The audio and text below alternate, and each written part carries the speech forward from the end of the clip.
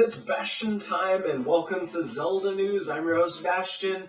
A lot of this is going to be kind of old news, because unfortunately, due to the Zelda 3DS details, I just kind of shoved all of this stuff in the back, because it's not quite as awesome as new details about Zelda 3DS, but it's some pretty interesting stuff worth talking about anyway, so let's get to it. The first one was about the fact that right before the Nintendo Direct that gave us Link to the Past 2 details, a Spanish retailer on their site listed sort of Majora's Mask 3D.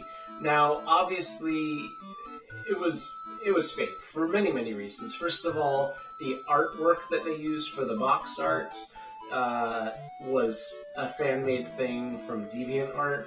Really nicely done. Definitely looked like it could be legit box art, but we've all seen it before. It wasn't.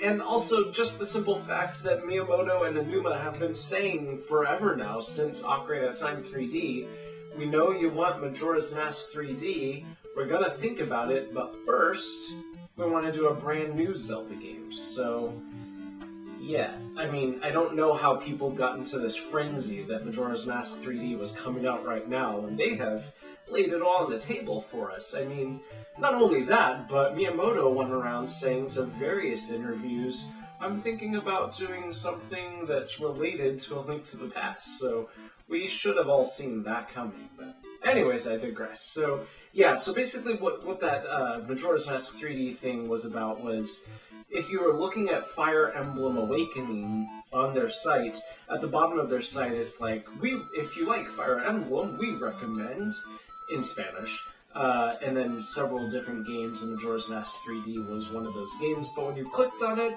it didn't go to an actual listing. Instead, it went back to the front page. So it sounds like they knew that it was a false listing and thought they had removed it, but accidentally left it in the we recommend thing or something. Or maybe they were just trying to drum up some, traffic or something.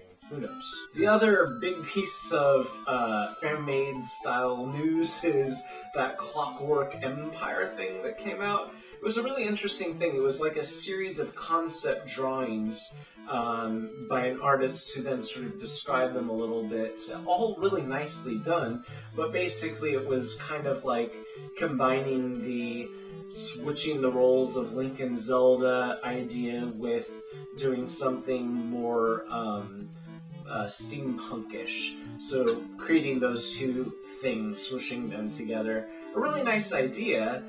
I really can't see Nintendo ever doing either of those things, ever. So putting them together made it absolutely possible, but a lot of fans really liked it.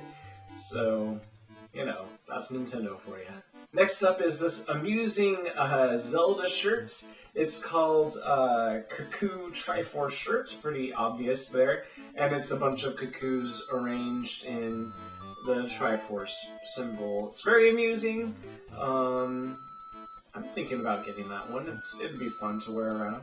Over in Chicago, or maybe not specifically in Chicago, but a Zelda fan decided to recreate the Chicago rail system map using Link to the Past graphics. Now, this was before Link to the Past 2 was revealed, so that fan was onto something there.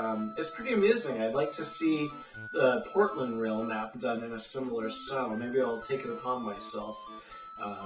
Probably not, actually. I don't have time for that. But anyways, it's very interesting to look at, especially if you're from Chicago. And then our last story is an amusing video called Hey Listen. It's based on a song called Humbug by an artist called Goldfish. I've never heard of either this artist or this song. But basically, the person, what they did is they took that song and then they put Navi's Hey Listen in there a whole bunch and created an interesting animation to go along with it. Pretty well done. If you want to take a look at that video, there's going to be a link for you down below. And that's it for this episode of Zelda News. See you tomorrow for some Nintendo news, and later on in the week, a Let's Play of, or a Let's Watch of Zelda. What? My brain is not working right now. Overload from Link to the Past 2 stuff. A Let's Watch of the Neverending Story 2, the next chapter, which I did with my friend Rick. You may already know this, but I recorded a completely different version that was supposed to come out last week.